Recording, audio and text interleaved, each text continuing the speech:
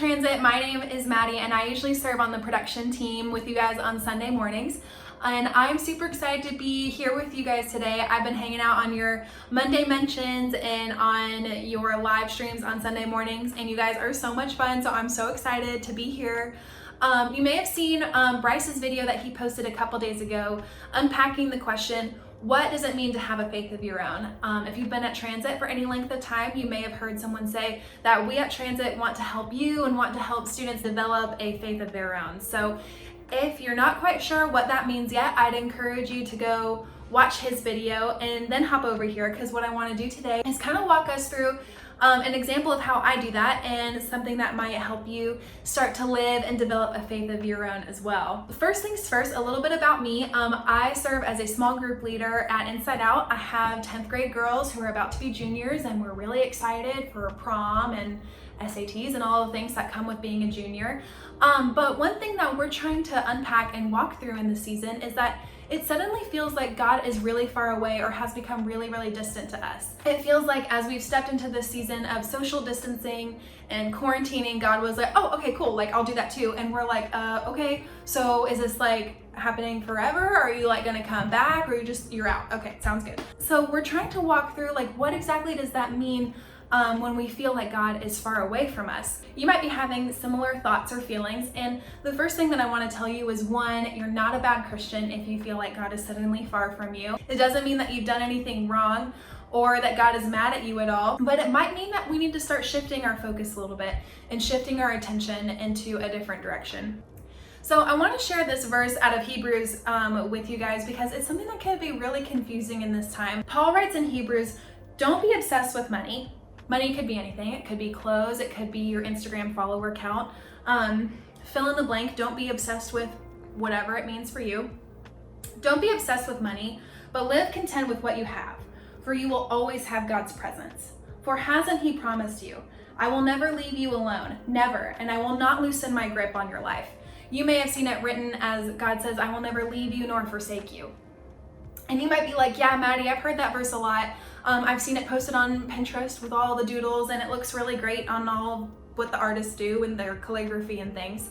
But it feels like there's a bit of a gap. It feels like I'm over here feeling like God is really far away and that His presence is really far from me.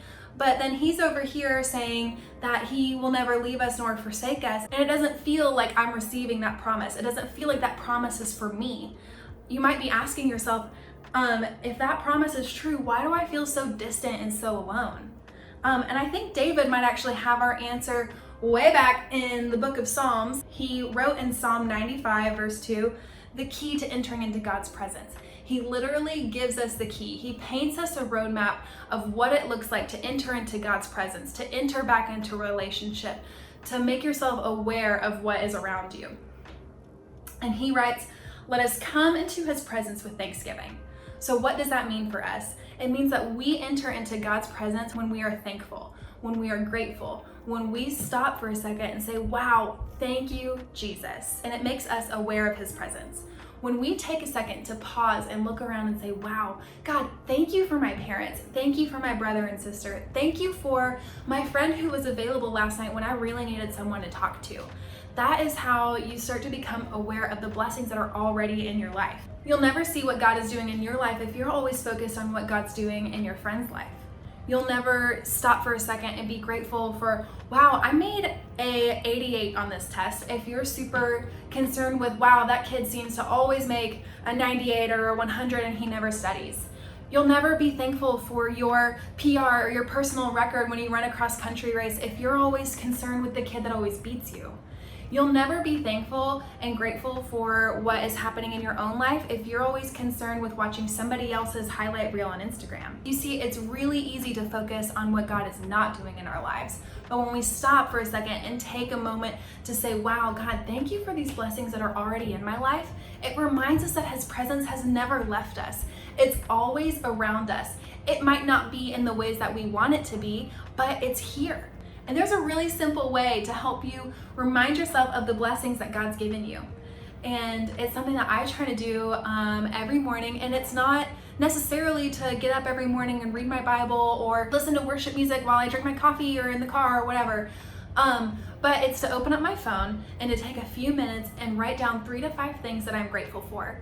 It could be things that happened the day before, it could be something that I'm looking forward to, but it helps just set my focus and set my attention for the day on the blessings that God has already placed around me. And it reminds me that He is continuously at work. He's constantly present in my life, and that He's never left me and He'll never forsake me. And this list is going to be special for helping you develop a faith of your own, because your list is not going to look anything like your friend's list. It's not going to look anything like your brother or your sister's list. This list is a specific list of blessings that Jesus has designed from Him to you. So, how do you develop a faith of your own? I believe it's by taking inventory and being grateful for the blessings that Jesus has given you and reminding yourself of His presence in your life.